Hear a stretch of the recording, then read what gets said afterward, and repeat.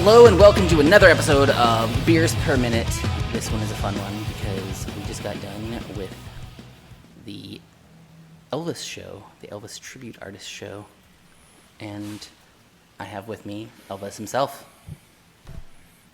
Wait, right, I got paid to be Elvis tonight, so yes, you can say that. So I've actually always wondered too, like what got you into wanting to be an Elvis tribute artist? Like what made you like fancy Elvis? What made you fancy Elvis? I mean, we gotta bring it back to like the 50s. What made you fancy this person?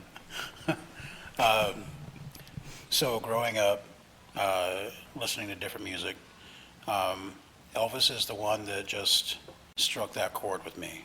I really liked his songs, and I got to hear, the early 50s stuff right away, but with a little mix of some of the movie songs and the 70s stuff too. So it wasn't just one era of Elvis that I remember hearing first. It was a mix, and then not only hearing the music, playing the records, whatever, being at grandparents' house or just at my home. It seemed like I could always find an Elvis movie on TV. And that's been more than 20 years ago. A lot more than 20 years ago, but it was very accessible to me, and that's just, I mean, I like a lot of music, but from the first time I heard it, Elvis was just the one that I could go to for whatever mood I wanted to be in. So if I'm already happy, I want to stay happy, I listen to Elvis. If I'm sad and want to be happy, I listen to Elvis. I won't listen to Elvis to be sad because I can't be, but I can get invested in the music. So that's something I have to watch to, even when I'm doing my shows. Because sometimes you really get into whatever you're singing. Right. And that's you have to stop yourself sometimes from doing that because you won't make it through the song. There was a couple times I could see you getting like really into it. Yeah. In a couple spots. Yeah. So there's some songs out there that I really like. A lot of the guys when we're doing this stuff, if people want in on the secret, we kind of get tired of singing Heartbreak Hotel and Hound Dog and Jailhouse Rock and all the standards, and that's what the people want to hear. But then there will be the people in the crowd who have a little bit bigger knowledge of Elvis's music and stuff like that. So you can sing what other people might consider more obscure, but for the rest of us, it's just another song that Elvis recorded. Yeah. And even so, for us to say something's obscure, that usually means Elvis, only did like a line or two. Right. But it still counts as him recording it. Interesting. So I know I have, my daughter actually has it, the Elvis Sings Praises. It's his gospel album or something. It's a blue album. I forget the exact name, but it's got like a picture of him and like a church chapel on it. Yeah, so it's a whole gospel album. It's like How Great Thou Art or Peace in the Valley. Yeah. And it's actually like that's a good. Is it a CD thing? No, this is vinyl. Oh, okay. This is an old. This is like vinyl. a two vinyl. It's a single. Okay. Yeah, and it's one of Riley's favorites. Oh, really? He's got some good ones on there. He does well, and his gospel music is the only music that the industry awarded him for. Really? Elvis has 3 Grammys, and they're all for his gospel music, and 2 of them are for the same album. Because one was for the album, and for that How Great Thou Art album, and then another Grammy was for How Great Thou Art as a single, and then he's got the other Grammy too. Oh, interesting. I didn't know that. Yeah, but it's only for his gospel stuff. Weird. And all of his other stuff was really good. And yeah, I mean, he's got now it's 31 or 32 number 1 hits. Wow. Because he had 30, and then they did a DJ remixed, I think it was A Little Less Conversation. That ended up going number 1. Yeah, that one. So I think it's 31 now. Okay. but Elvis has so many gold record and platinum records that I think the last I read was you could, if you physically laid them end to end on the ground, you could circle the equator twice and then some. Whoa. And so he still, a couple of people, I think, or bands have kind of approached sales compared to what Elvis continues to do, but they still haven't beat him yet. Wow, that's crazy to think. And you got people like Garth Brooks, who's been a very popular. Thunder rolls. But and then you got bands like the Beatles who looked up to Elvis, just there's some other artists too that have. So they were the same era then, Beatles and Elvis, or was it before? Well, the Beatles. So Elvis was first. Okay. And then when the Beatles started, they were dressing like Elvis. They were wearing leather jackets. They did their hair like Elvis. 50s, Yeah, that kind of thing. And like almost like punky, like first punk stuff. Yeah, it was punky, but it was also still that 50s rock and roll, greaser look. I could pull that off usually, but not tonight. But. Greasy and greaser are two different. I've moved past the greasy part. But yeah, they really wanted to emulate Elvis like that, but their manager and producers made them put on suits and do their bowl cuts. Oh, when they came over to the U.S. I did not know clean that. cut image, yeah. So they Beatles really were there like in the '60s. So the Beatles and also Jerry Lee Lewis. Around that same time, and that's when Elvis was going into the Army. Oh, I didn't know that. So did his music start after he was in the Army, or was it before that? Elvis's? Yeah. So Elvis started in the 50s. Okay. Okay. He went into the military in like what was it, 62? Oh, 60, really? Yeah. So he was already established in the music business. Yeah. When he did that. I did not know that. And he was stationed in Germany. Now, one of the things that benefited Elvis was his manager, Colonel Parker, had him record some songs before he left.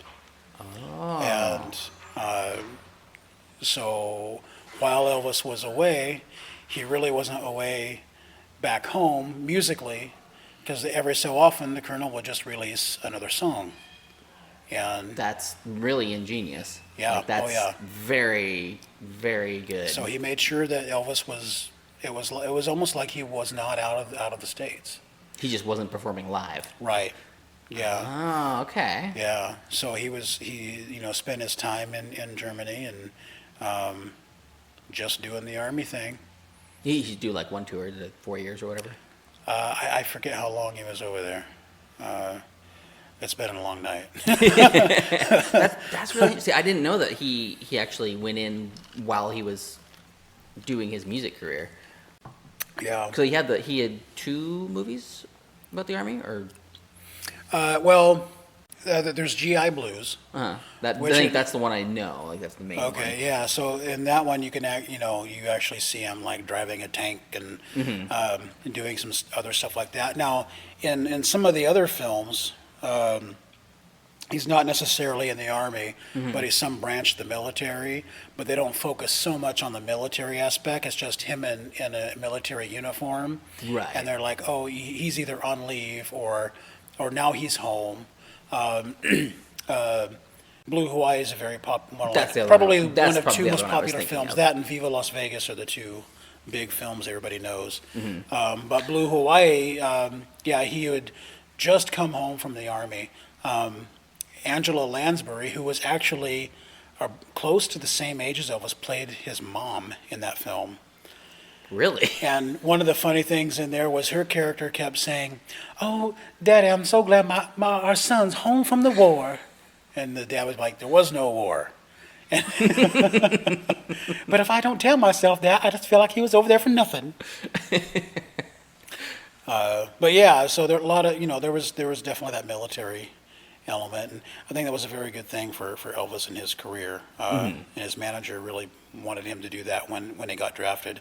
I'm sure they could have gotten out of it. Oh, yeah. because of his celebrity status. Yeah. But, he wanted to make sure that it was known that, Elvis, not in a nationalistic way, but just was here for his country Yeah. and just like anybody else, even though he wasn't just like anybody else. Exactly. Yeah, he was at like this tier of status. Yeah, he was already, went by one name.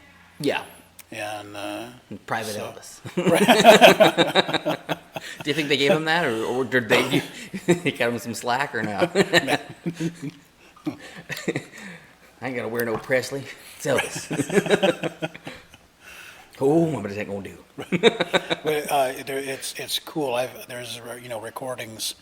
They would just have house parties over in Germany, and Elvis and other friends just sitting at the piano, and I know they started singing Earth Angel, and doing some different stuff like that, and then that's where he met his wife. Oh, really? And then there's that whole story, but yeah, but it's always an interesting time especially the way his manager marketed him being gone and kept him relevant, because there was you got the Beatles coming in, and Jerry Lee Lewis was taking he was music by crazy storm too. Like his live shows were like some Right. of the and craziest. then he just destroyed himself. Jerry Lee did. Oh yeah.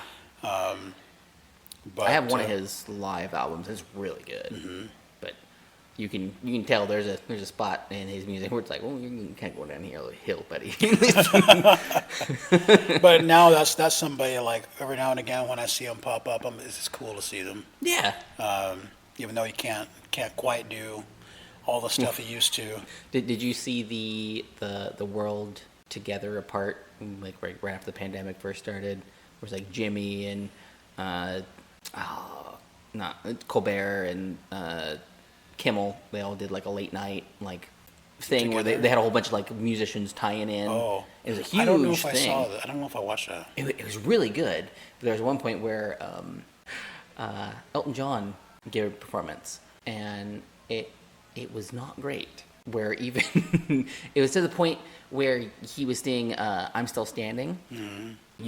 It was not legible. He got into the chorus and like awful. Like even Jimmy Carr was like, "Well, and this year we had this thing where our national treasure had a stroke on worldwide television." I love Jimmy It Carr. was so bad. Like me and Bob were like, "Oh my, why? No, cut it, stop."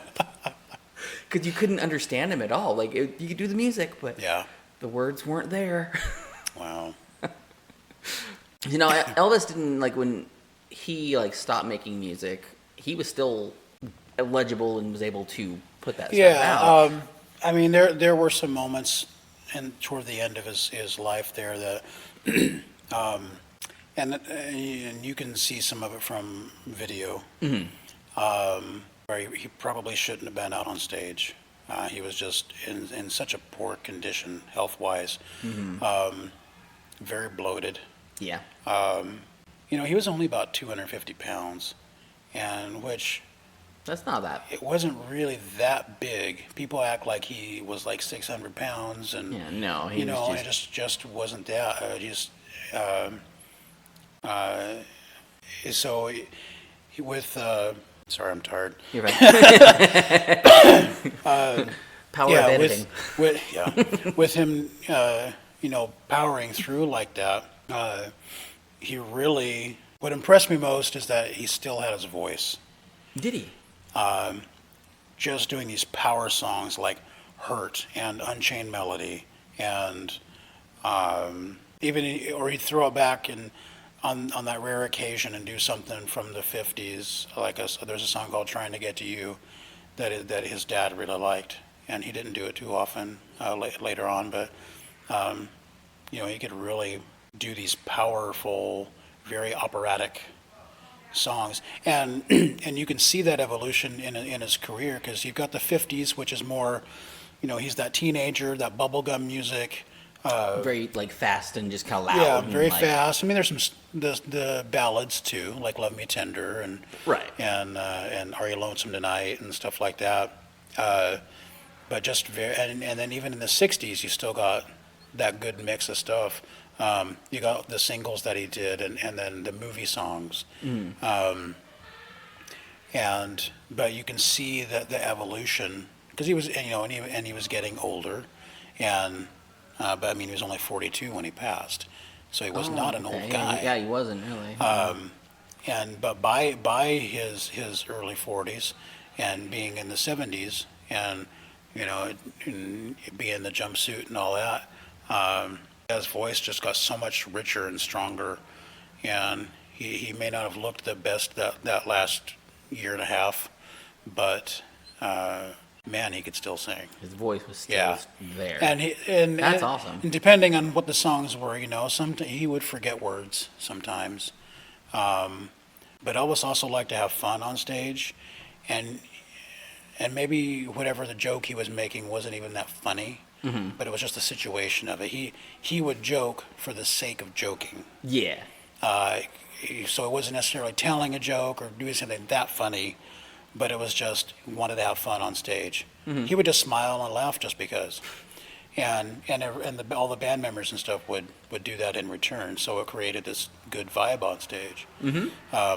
So if he did mess up, instead of just going, oh, I'm so sorry, you're seeing me like this, or I'm sorry, he would just roll with it and make a joke out of it. Yeah. He get a little tongue-tied. And there's video of this from the last show that he did. Well, they took 2 or 3 shows, like Market Square Arena and I can't think of the other place, but it's in like West Virginia, Huntington, West Virginia. And they took those and then combined to make the video for the final show that they aired on television. Oh, cool. I actually have the video, all 3 videos. Each performance? Each for show, oh, yeah. Oh, cool.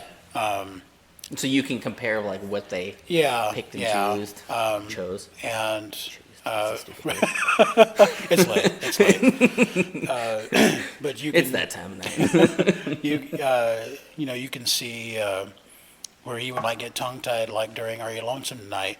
So he did get a little tongue-tied, and then if he forgot the words at the same time too, you couldn't really tell, but he'd stumble over himself and just ends up going plus text. Yeah.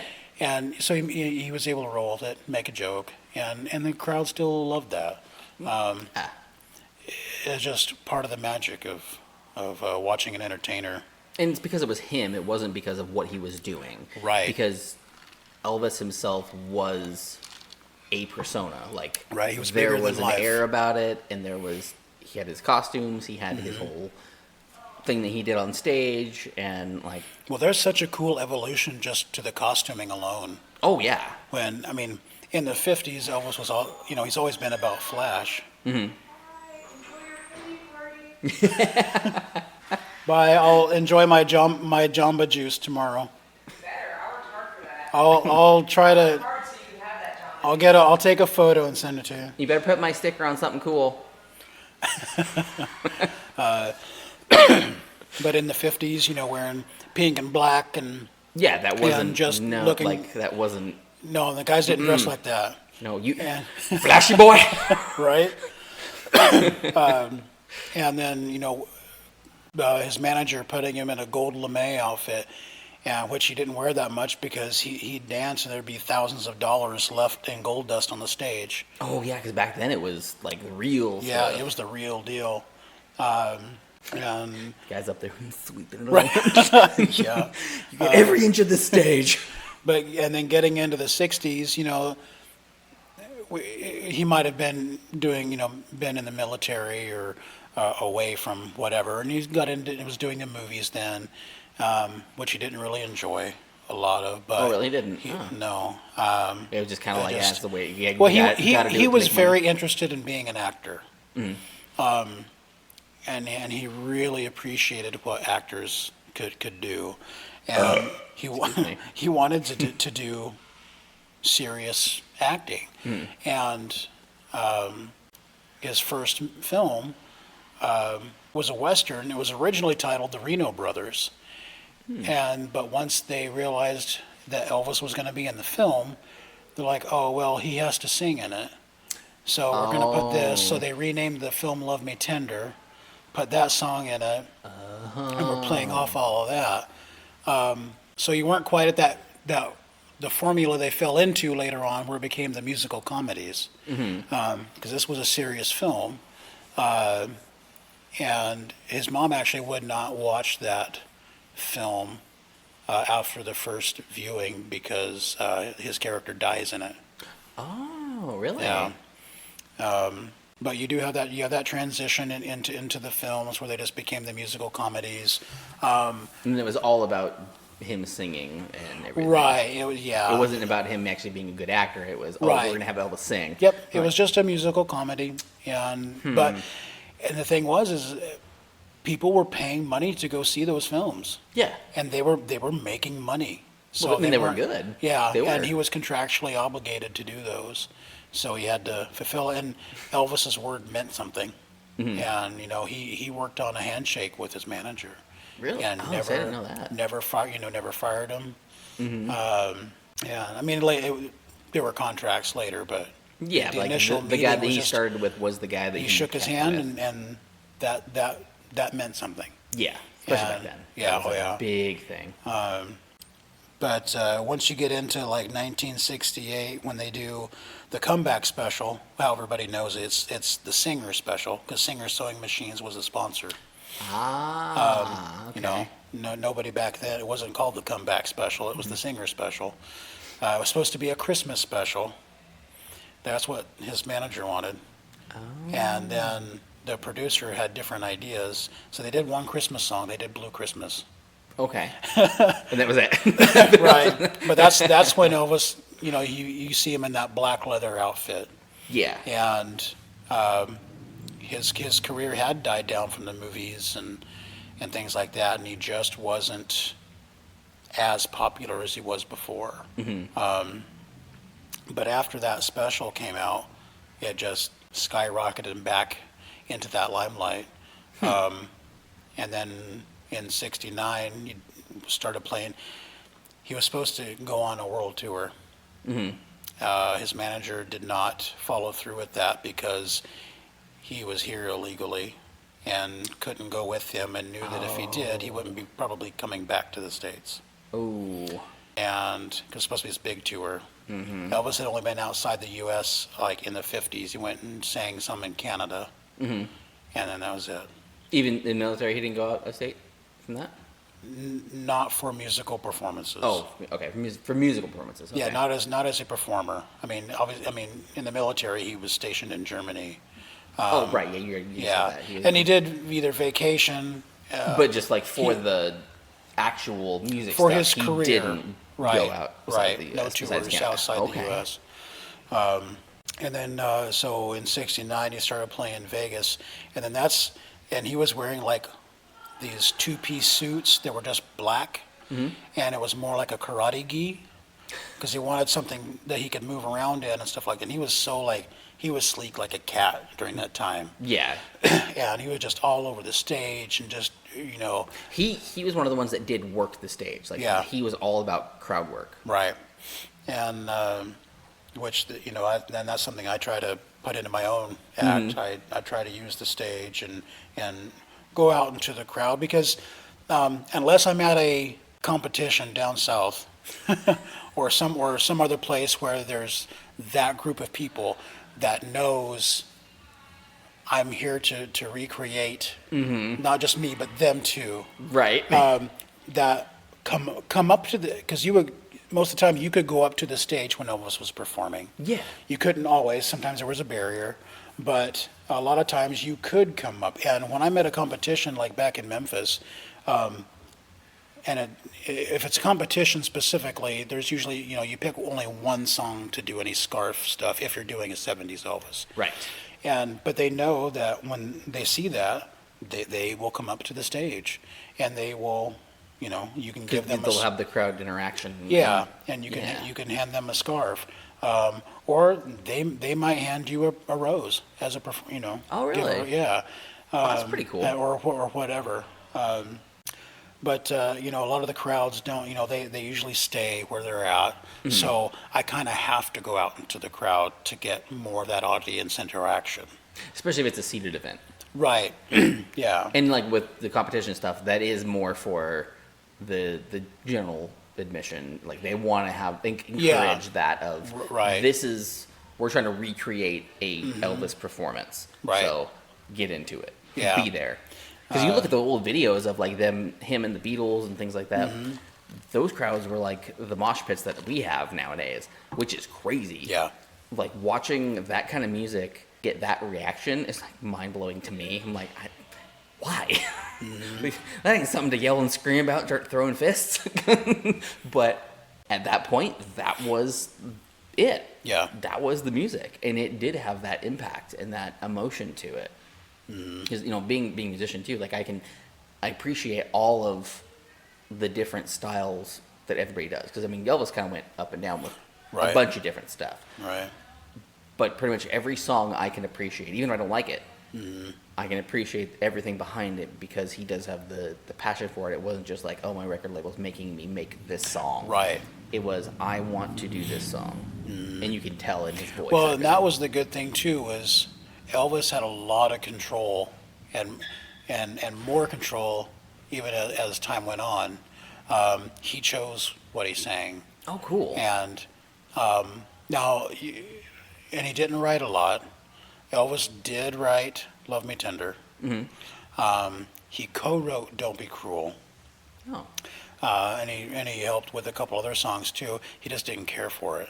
Just the writing aspect? Right. Oh, okay. You will find many other songs. They have his name on it, but that's only because he not as a songwriter, but they're his arrangements. But he also owned the songs. Yeah. His manager wanted to get the rights to have Elvis record Dolly Parton's "I Will Always Love You." Dolly was ecstatic. I would love Elvis to record my song. But Parker was like, well, I want to buy the song. Oh. And Dolly wouldn't sell it, which was smart. That was the good thing to do. You know, that many people have recorded that and gotten permission to do it. And Dolly loves it when other artists cover her stuff. But it's still Dolly's song. That's hers, yeah. You know, had they bought it, then it would have become an Elvis thing. It would have been, yeah, Elvis's song performed by Dolly Parton. Right. Like, yeah, that, man. Yeah. There's a lot of those weird little things like that you don't think about in the music industry, of owning a song or letting somebody use it, or like the whole copyright stuff too. Like that's such a big black hole. Right. That I don't understand. Yeah, it gets very intricate. You know, having the rights to something can mean that you own it, or it just means you have the right to use it in a certain way. It's like NFTs. Does anybody fully understand NFTs? No, nobody understands NFTs. I can tell you that right now. But even the guy who created NFTs does not know what NFTs are. I forgot what I was going to say. Talk about copyrights and stuff. Oh, yeah. Nope, it's gone. I almost had it, but it left. It's close. We were talking about Dolly and her keeping her. Right, yeah, and doing the rights and whether you own it or whether you just. Oh, now I remember what I was going to say. There it is.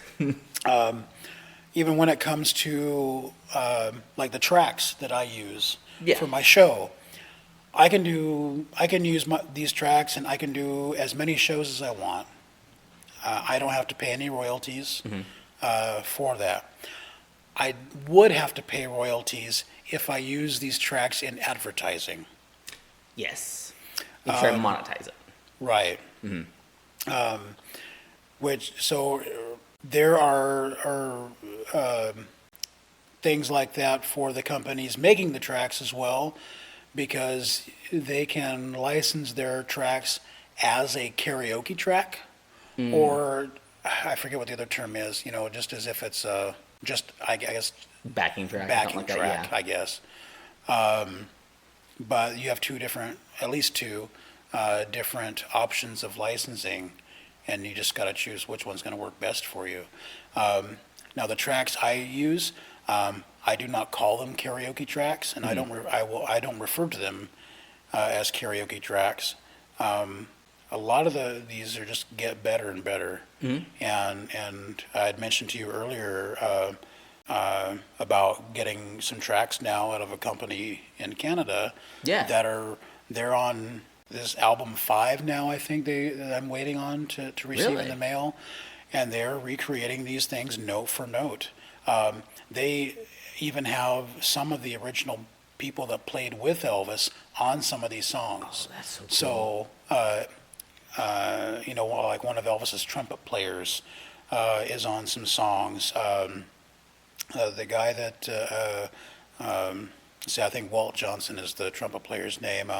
Glenn D. Harden was Elvis's pianist, and he's on Interesting name for 3 or 4, right? Yeah, it was on like 3 or 4 songs, and still they're like, okay, now they're listening to the original recordings, and like, here's what we're recreating, and I mean, really getting intricate and breaking it down. So not only having to hear, but putting it on the computer and looking at the algorithm that comes out from the music. Oh yeah, all your different waveforms and stuff. Yeah. You got to get it just right. If you are trying to get that close to the original, there's a lot of work to go through. Yeah, and they I mean, painstakingly looking and at it and listening, and like, oh, I think the background vocals kind of went up a little bit right here, and somebody else might be like, are you sure? Because I think it was like here and here, and then they're like, oh, no, you're right. It's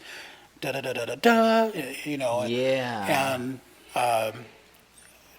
getting and recording all the parts for it, and the guy, the main guy from it, the husband and wife that creates these tracks, he's a drummer, and he does other stuff too, but he looks at what Elvis's drummer Ronnie Tutt was using at that time, the brand of drum, what color the drum kit was. I mean, because that's something that's very Thank you. See you later. And taking off. Was that?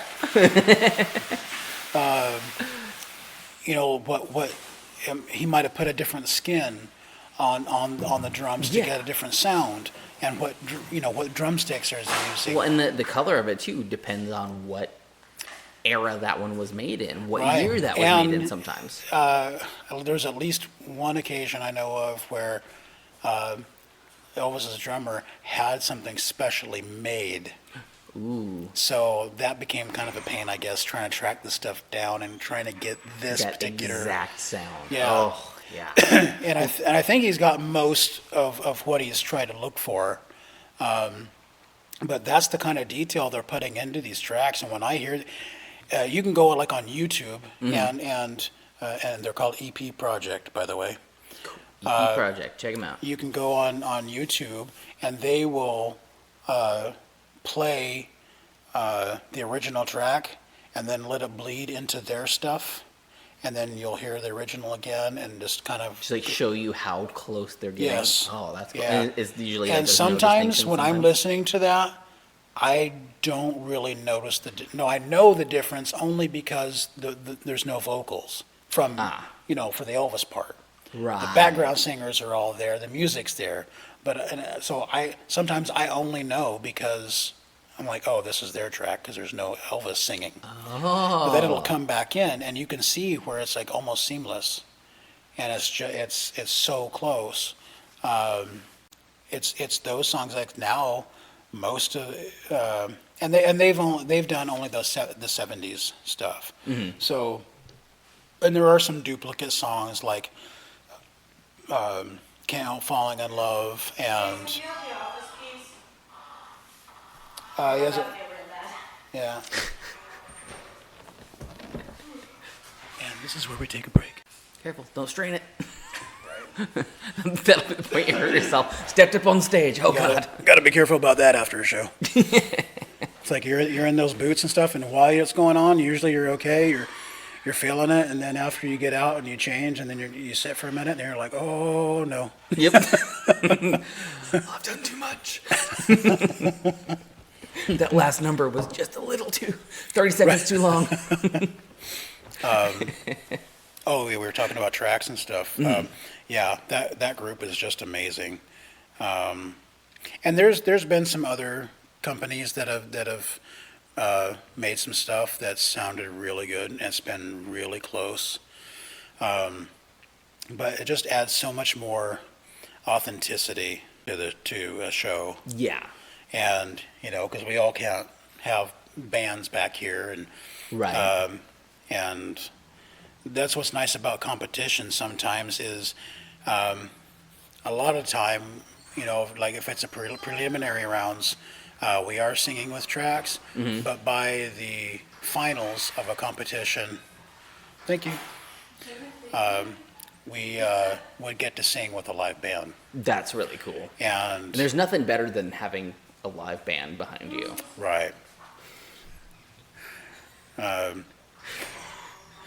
So and I haven't heard so, that in a while. That's fine. I've gotten to sing with a couple of different tribute bands that are specifically Elvis tribute bands. So they're paying attention to stuff, and they can break down like, oh, this is the 1969 version of Johnny Be Good, or okay. or it's the 77 version. Because they change it up just a little bit. They right. add something or they take away something or something like that. Right, Yeah, okay. and two, like if you're doing like a 1969 set, some of the songs have a lot more drive in them. They do.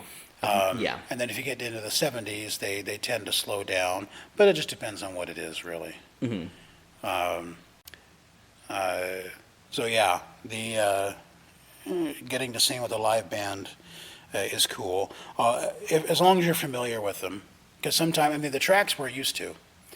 They play the same every time, and we know they're not going to hold that note just a little longer or whatever, so we know what we're supposed to I'm not going sing. to throw a squeal in there just because. Right. And so there are times when singing with a live band is a little scary if you're not that familiar with them or haven't got to sing with them before. You guys usually get to practice beforehand? Or with them or not? No, not really. Oh, interesting. Because they're in a competition setting. They're going to do what they need to do. They're going to play it the way it was played. Right. But sometimes you can hear their music before. You might, like one band had I haven't been on the website in a long time, but they had samples of their music. Oh, cool. And some of it you could even purchase. Just so you can kind of get the feel of it and Right. just what you're so kinda just like getting the into. other tracks, they would just record these and then you could buy them, use them in your shows and stuff. Yeah. But not to the detail that like EP Project is doing. Yeah, seems like they're doing like real deep and yeah. getting it as close as possible yeah. to the original. I could not fathom anybody attempting to be more detailed than what they've done, because it's so detailed. Well, I noticed that the tracks you have from their songs were very high quality, and you can tell the difference between one that's good and like one that's like, Right. well, this is a cover, but it's not. Right. The bass isn't there, or the drum isn't quite as heavy, or Yeah. something's just off a little bit. But then that also stops it, so you don't have to pay royalties for it because now it's not the exact same song. Right. It's just a little different. Right. Yep. Yeah, that's another thing too with the cheaper tracks, or the more not necessarily cheaper. I call those ones the Casio tracks. Right. I remember those little 16 key. Do do do do do do do. There's nothing worse than a song like comes out on the radio, but it sounds like you just pushed the demo version on one of those old keyboards. I'm like, oh my god, get that out of here. I can't. With that stupid bass and that you can tell. Oh, Yeah. but yours are always really good. And Yeah, tonight's show was awesome. You did Good. very, very good. Like, it's been a while since I've seen you perform too. Yeah. And Yeah. you did well. We had little adjustments we had to make. Oh, but yeah. then I noticed that too, it was from song to song too. Right. Because you had the ones that were the super high quality ones, but then Right. the next one would be just a little bit lower, so I turned up or whatever. Yeah, yeah. But other than that, like it was awesome. Good. Yeah, that it felt really good tonight. I haven't done a show since December. Oh wow. Yeah.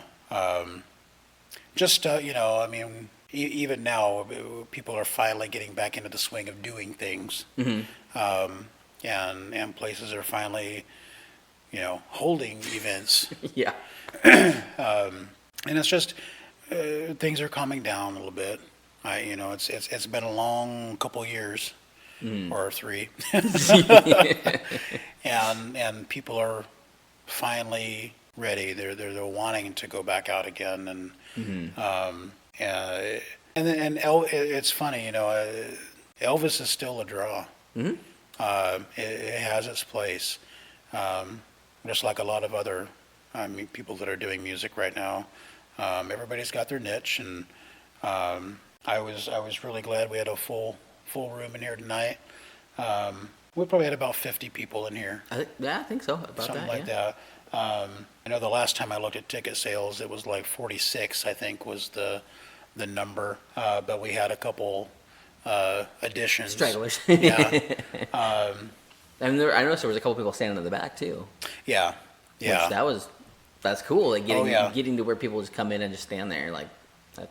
Yeah. That's something. Oh yeah, and they stuck around for the whole thing, or so that's good. We had a similar deal. I don't remember if you ran sound for that show or not, but it was at the brewery in Raymond. Yes, I did that one. I won my flamingo shirt for that one. Well, you did one of them. I didn't do I've done like 3 I shows couldn't down do the there. Christmas one you did. I Right. wasn't available for that last one. The last one you did in Raymond. I wasn't available for that one. Right. But it was the one before But there was, that I did. well, I think it was like 2. There were 2 shows before. I think you did the first one. That might have been, yeah. Because I've done like 2 Christmas shows. Okay. And at least 1 regular One set. variety, yeah, okay. And I think you were there for the first one. I think, yeah, it was the first one, I believe. Yeah. It wasn't That was the one that was standing room only. Yeah, that one. We That didn't- one was really. We good. didn't do a ticketed event. It was a paid gig for me, so. That one was good because that was where you got some old granny panties flung up at you. Well, you would have seen some tonight. I know, I missed that. You would have that seen would have some been great. tonight. But hopefully next time we do a show, whether it's here or somewhere else, they'll be able to attend. You had the one fan right in the front, and I recognized her, and I knew like she was locked onto you the whole as soon as you started, like that. You could tell she had a passion for it. Like she probably had saw him when he was when she was a teenager, and the way that you performed, you could see it in her that it made her think of that, the original stuff. Yeah. And that's really cool to see too, because it shows your talent too of how well you do, that it makes them it reminds them of that exact performance, or brings those memories back up to them. Right, and that's one of the best things about doing this kind of a show is, you get all ages now, and you've got Yeah, that little guy that was really good. right. Oh yeah, That was cool. Got to start them young. You get the little kids who they like all the fast songs, but you even though there's that mix, you still have that crowd that grew up with Elvis, or or eventually came into Elvis and his music, and most people that come to this show have an Elvis story. They saw Elvis, or their cousin knew Elvis, or some sort of thing. And even if they aren't necessarily a huge Elvis fan, it brings back memories of other family members. Their mom was a huge Elvis fan, or sometimes it's the dad. They're like, oh, my dad used to play Elvis all the time, and he happened to pass away a few years ago, and I was at the show and I just thought of stuff I hadn't thought about in a long time. And that has become part of why I do this, because it's not just saying "Watch me," and or and acting crazy. Yeah, exactly. Yeah. It's spreading that joy that people get from reliving that stuff. And I mean, same for me. I mean, I've got some songs that every now and again will be like, oh wow, that just made me think of being on whatever trip with Grandma and Grandpa, Right. or just sitting in their living room playing the 45s or the LPs on the old scratchy record player, and Bacon and eggs. right, and yeah, yeah. One of the best reactions that I immediately think of it. I did a show at a nursing home, and there was a lady. I can't remember exactly why I was at the nursing home, but I remember I happened to see somebody else that was a resident there, and went, "Oh yeah, she's here." And it was a customer that used to come in when I was working at the diner many years ago. Oh, okay. And I always loved to see her and her husband when they came in. And I saw her, and she was super excited. She's like, "What are you doing here?" And immediately I'm like, you know what? I'm gonna go talk to them right now and see if I can do a show here for you. So I went and talked to them, and they immediately were like, "Well, yeah." Do it. I didn't charge them anything. I just wanted to come do a show for the residents. Yeah. And mostly for the lady that I knew. So I was doing the show, and the lady that I knew was there and all that. But what really got me about that show was they wheeled in this one lady. I don't know how old she was, but I'm sure that her declined health made her look even older than she truly was. And even though she was in a motorized wheelchair, they still had to push her in. She was, legs were kind of crossed over at the ankles. Even her hands were kind of crossed over by the wrists. Her head was to the side, and she would only look down, and she did not move at all. Made no sounds, nothing. And after about the second song that I was doing, after she had come into the room, I had noticed her foot starting to go up and down, just moving at the ankle, and then pretty soon her hand, it was like, I think it was her left foot, because it was also her left hand that started moving a little bit, and then pretty soon her head turns and she was looking right at me.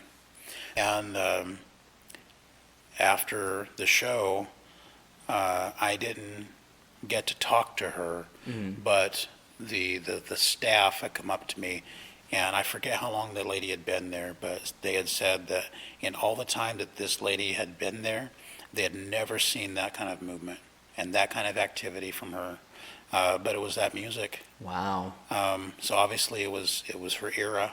And it meant something to her. Like Right. That hit yeah, a specific nerve it with awoke her. in, something in her, and you could see the life in her eyes again.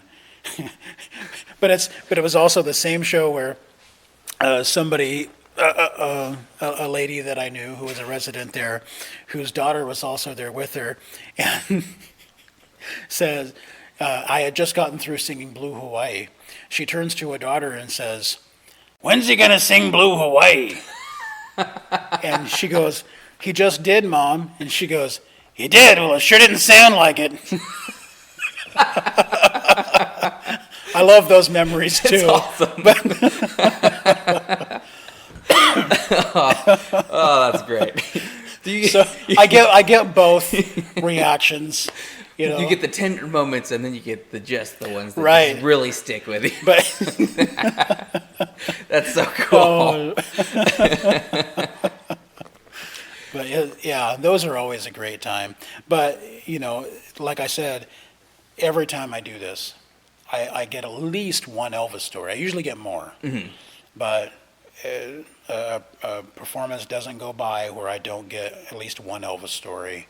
But everybody usually always shares some memory Whether it was their own or like, oh, I remember being a kid and watching Elvis on TV, and I was so in love, and that was in the 70s, when the kid was, Yeah. that was in the 70s, not the older ones who were teenagers in the 50s and going goo-goo over Elvis and Right. getting Losing their minds. Yeah, and getting in trouble for it. There was a guy that told me that to this day he still doesn't talk to an old girlfriend, and this was a long time ago. He's they broke up and he got married later and whatever, and it's been many years, but even now they still like, oh hey, that's about all they say to each other, because when they were kids and dating, they were watching Love Me Tender, and when Elvis's character dies in it, she was in tears and he was laughing. Oh God! And she broke up with him over that, and that's that stuck. And wow. Talk about holding on to a grudge, right, right. Some of the other things that I, when it comes to breaking down barriers that people have, and it's usually the men, because they didn't like Elvis, right? Or they do like Elvis, but they instantly see someone like me who's doing a tribute show, and even though I'm trying to recreate and sound as much like Elvis as I can, and being in the authentic stage wear and whatnot, they automatically get a little bit of an attitude and go, oh, this guy thinks he's Elvis. Oh. So, but by the time my show is done and they hear how I talk about Elvis, and I don't refer to myself as Elvis. Yeah. Come on, like, it's me, baby. Right, yeah, exactly. But once they see the respect that I give to it, and yeah, I'm trying to recreate this illusion for you, and do this, by the end of it, they usually want to come up and shake my hand and tell me that they enjoyed the performance, and that they would come see me again. Then that shows the distinction between you're not you're a tribute artist and not an impersonator. Right. Because an impersonator is trying to be that person. Yeah, You're impersonating that. Yeah, and trying to and I do like that distinction. And it shows too in your performance against others too, because others, like, they are trying to be him, and right. even in their normal banter during songs, between songs, it's right. And I will still, I'm just not completely in my normal voice. I will, because I'm in that mode. right. Yeah, I'm still, because it's part of, you don't want to completely destroy the persona. And my next song is gonna be right, and then go back right down to the yeah. So you still want that element there, but that's the other thing too, is you don't have to try that. I think impersonators try too hard sometimes. You don't have to try that hard, because if you're doing your job, Elvis is going to be there for you. yeah. And because I'm doing stuff, and now even though it's more natural for me now from like mannerisms and things like that, and I don't think about it. I just naturally am holding my hands a certain way, or curling my lip, and you don't have to constantly overdo the lip curl. Yeah. It's how I am. Right. Yeah. You Because he didn't do that very often, like, really. That was more of a 50s thing. Yeah. And he would intentionally curl his lip because he thought it would look cool. But it even wasn't like a huge thing. And then like in the '68 comeback special, he even made fun of it. They're sitting down and get ready to go into a song, and he's like, "Wait a minute, man, something's wrong with my lip." That's funny. And they're kind of laughing. And he's like, "I did 28 pictures like that, baby." And so that's pretty funny. that shows a good sense of humor. Yeah, but that stuck. So it became a thing. So when you mention Elvis, people know sideburns. They know, blue suede shoes, and they know the lip curl. And they think of hound dogs. And that's it. Right, yeah. And, and a lot of times they expect a pompadour for a hairstyle. Now, that's a 50s thing. Yep. I used to do that with my hair. Yeah. I could pull it off, dude. So it's, all that stuff coming together is very interesting when people are watching, and you get to dismiss some of the negativity that they might have toward. And it's not a personal thing; it's just toward people who, in general, performers like that, I guess. Yeah. Yeah, it's like no. Impersonators, in their opinion of what an impersonator is. Yeah. Then that's what they go off of. But then once Right. they see the distinction, then they know, like, oh. Yeah, because to me, when you say, "Oh, I do impersonations," that usually refers to a comedic act. Yes. So, like Sammy Davis Jr. defined an impersonator as someone who takes the most characteristically recognizable aspects of a person and over-exaggerates them. And when you do that, it becomes a comedy act. And that makes so if I'm so going to much go sense see, saying that too. I'll usually call them impressionists because that doesn't, and usually those are funny too. But if you say, oh, celebrity impersonator, da da da, I'm expecting a comedy act most of the time. Yeah. And that's fine. I'm going in for that, and I know that's what they're doing. And so when I see if I say, Elvis impersonator Joe Blow, I will usually avoid that. Yeah. I won't go. But if I see Elvis Tribute Artist, whoever, I'm more apt to buy a ticket for that person, and I will go watch those. Yeah. Now, just because impersonator might be in the company name won't stop me from saying something, because I understand what they're trying to tell me what the show is. But it's also the setting, and usually you can see what some of the material is. Yeah, I'll sometimes obvious this is going to be more of a jokey. This guy's just trying to be nichey. Yeah, but if they're promoting a musical review, and but you also have to watch when you do see tribute show. Sometimes that can just be somebody singing the songs of a certain artist. Right. They're not doing an impersonation, or they're not trying to, do like I do and try to recreate stuff. They're just singing those artists or that band's songs, and it's still a tribute act. Right. Which that's another that kind of ties back into the rights thing, is you have to distinguish yourself as a tribute act. So that gray area comes in when you get one of the old Motown groups like the Temptations or the Platters or whoever, and I mean these days, Earth, Wind, Fire. right? You don't have all the original members anymore. No. And for a long time, it'd get down to one original member. So it'd be this featuring this band. Right, yeah. And so you do have to watch for that too. And then after a while, you have no original members at all, but they're still using the name of the band. So lots of variations to that, but there's legalities involved with it too. Yeah, there's a lot of stuff. I don't know if you remember, there was a band, but it was mostly for a TV show, Sha Na Na. I remember the name. Yes. Okay. I can't remember. Wait. There was a guy, I can't remember his actual name, but his character name was Bowser, and he was the bass singer of the group, and he just did the muscle shirt, pompadour, greaser look. But he did a lot of court appearances later on, helping to get some of those rules established to get people identified as tribute acts. Because Sha Na Na was a tribute act. They were just a cover band. Yeah.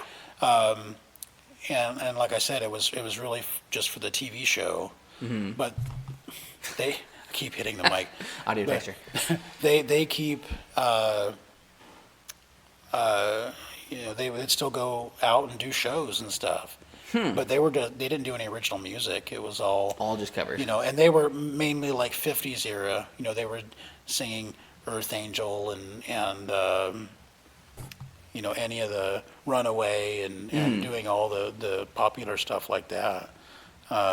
But yeah, he was very much involved in helping get legislation through and wanting to make sure that, because people were making money off of the name of a group, just calling themselves whatever. And it's like, well, that's not. There were no original members or whatever, and it's like you can't do that. You're not that group, even though you were doing their songs. Yeah. But yeah, so I thought that was really cool. Yeah, that's really interesting. I didn't know a lot of that.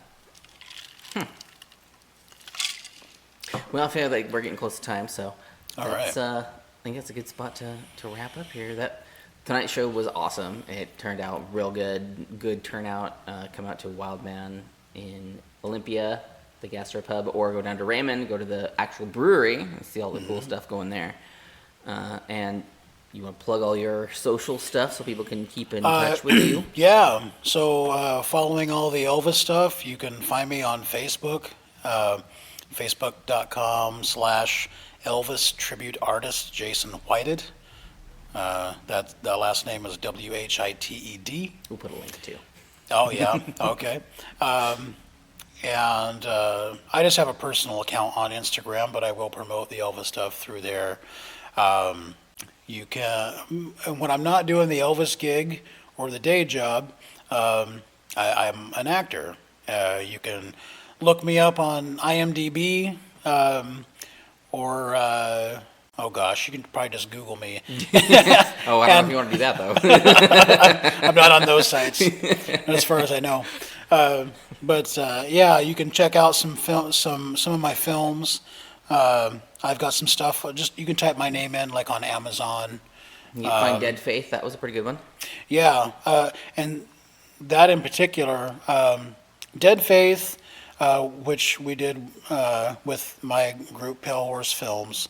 That's available for rent or purchase on Amazon, as well as our series Capital Murder and a short film Training Grounds. A little known secret, we actually released Dead Faith and also Training Grounds for free on Facebook. Ah. So the only one you would really have to pay for is Capital Murder on Amazon. And that's a good series too. Thank that you. one's a good one. And that put a lot of work into that. It's based here in Olympia. Yeah, events are taking place in the Olympia area, and also, we involve like Raymond and Aberdeen and stuff like that. Some not necessarily by name, but there are some locations that are used. Some are strategically used and meant to be that far away from Olympia. Other places we just happen to use, and we're just. If you recognize it, if you know it, you know it. If not, then you don't know any different. Yeah. And I've done some other stuff too that you can find on other platforms. But if you check me out on IMDb, you'll see all those, and find a way to find your favorite streaming service, hopefully, and be able to check those out. We could sure use the support. Yeah. We'll put a link down in the description for all this stuff. So again, thank you again for showing up on our show here, even though I'm minus 2 people. But this is fun. This is very fun, and I look forward to working with you again, having you back on. Yeah, thank you. It's been fun, and I look forward to the next visit, and we'll see which incarnation of me you get for that. Ooh, I don't know. There's a broad spectrum when it comes to that. Bye.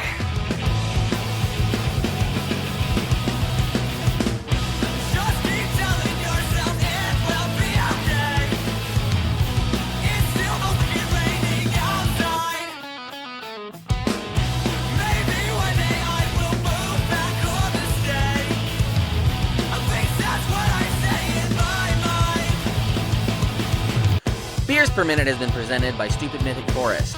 New episodes come out on Wednesday at 8 a.m. Don't forget to rate and subscribe so you never miss a thing.